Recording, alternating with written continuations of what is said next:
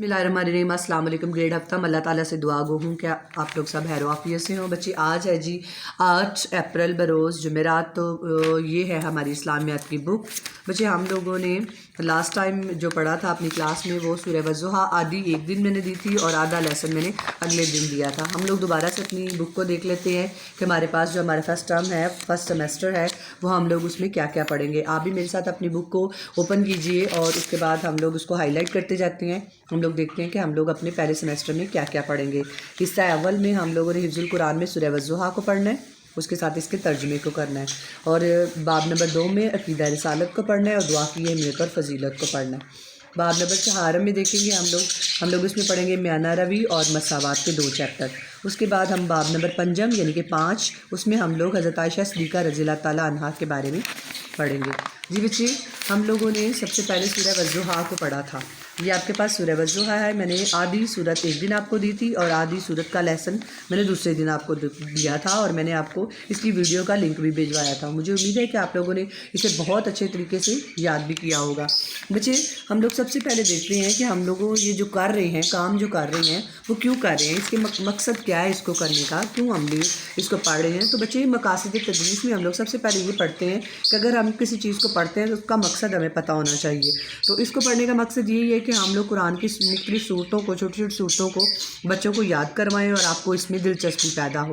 उसके बाद ये कि कुरानी सूरतों का तारुफ आपको पता हो कि ये सूरतें कब और कहाँ नाजिल की गई। और कुछ मक्की सूरतें हैं, कुछ मदनी सूरतें हैं। जो सूरतें मक्का में नाजिल की गई वो मक्की सूरतें हैं, जो मदीना में नाजिल की गई उन्हें मदनी सूरतें कहा जाता है। उसके बाद तरीके इस्लाम से वाकफियत भी हमें मिल जाती है, वो इस तरीके से क्योंकि जब हम लोग एक सूरत को पढ़ते हैं तो हर सूरत को यानी कुरान पाक की आयत को नाजिल करने का कोई ना कोई मकसद होता है। तो हम ये सूरह वज़्ज़ुहा को जब पढ़ेंगे तो इसका भी पस मंज़र जानेंगे कि इसको पढ़ने का मकसद क्या है, इसके पीछे क्या पस मंज़र है।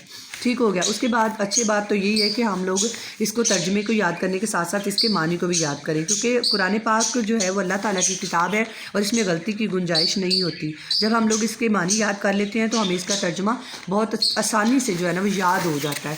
बच्चे, ये जो सूरत है सूरह वज़्ज़ुहा, ये सूरत तब नाजिल की गई थी जब कफ़ार ने नबी पाक सल्लल्लाहु अलैहि वसल्लम को ये कहना शुरू कर दिया था, यानी नबूवत का सिलसिला कुछ देर के लिए वो जो कुरानी आयात अल्लाह ताला की तरफ से आती थी वो कुछ देर के लिए वो सिलसिला रुक गया था। तो कफ़ार ने ये कहना शुरू कर दिया था कि अल्लाह ताला ने आपको छोड़ दिया है।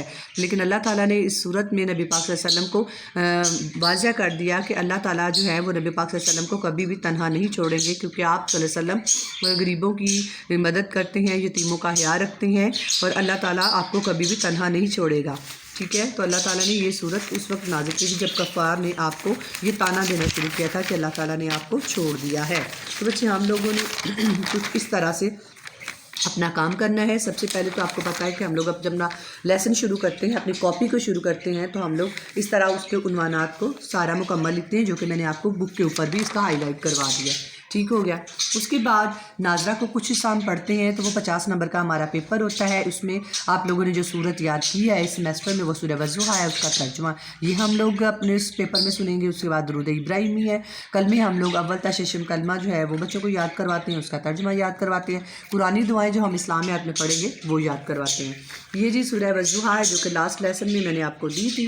तो मैंने आपको कहा था कि मैं आपको पैटर्न जो है वो दिखा दूँगी कि हम लोग अपनी कॉपी को किस तरह तैयार करते हैं। तो वो कुछ इस तरह से आप लोगों ने तैयार करना है। सबसे पहले अपनी डेट मेंशन करनी है। उसके बाद आप लोगों ने सूरह वज़्ज़ुहा को लिखना है। अरबी आप लोग लिखेंगे। मुख्तलिफ मार्कर को आप लोग इस्तेमाल कर सकते हैं। कलरफुल मार्कर इस्तेमाल करें तो ज़्यादा प्यारा लगता है। कोशिश कीजिएगा बहुत खूबसूरत अंदाज में आप इसको लिखें। ये आपकी अरबिक है, मैंने 2 लाइनें लिखी हैं आपकी सहूलत के लिए, बहुत खुला खुला करके लिखा है क्योंकि आपको वाज़ह नज़र आ जाए। ठीक है जी। तर्जुमा हम लोग पढ़ते हैं। मैं आपको इसका लिंक भी भेज दूँगी, आप लोगों ने इसके तर्जुमे को अच्छे तरीके से लिखना है, क्योंकि हमारी बुक के ऊपर अरबी लिखी हुई है, तर्जुमा नहीं है। तो मैं आपको तर्जुमे का लिंक भिजवा दूँगी। बच्चे देखिए, तर्जुमा है इसका, अल्लाह ताला के नाम से शुरू जो बहुत मेहरबान नहायत रहम करने वाला है। कसम है चाश्त के वक्त की और कसम है रात की जब छा जाए, ना तो तेरे रब ने तुझे छोड़ा और ना ही वो बेजार हो गया है। यकीनन तेरे लिए अंजाम आगाज़ से बेहतर होगा। तुझे तेरा रब बहुत जल्द इनाम देगा और तू राज़ी हो जाएगा। क्या उसने तुझे यतीम पाकर जगह नहीं दी। उसके बाद बच्चे हम लोगों ने इसके मानी लिखे हैं।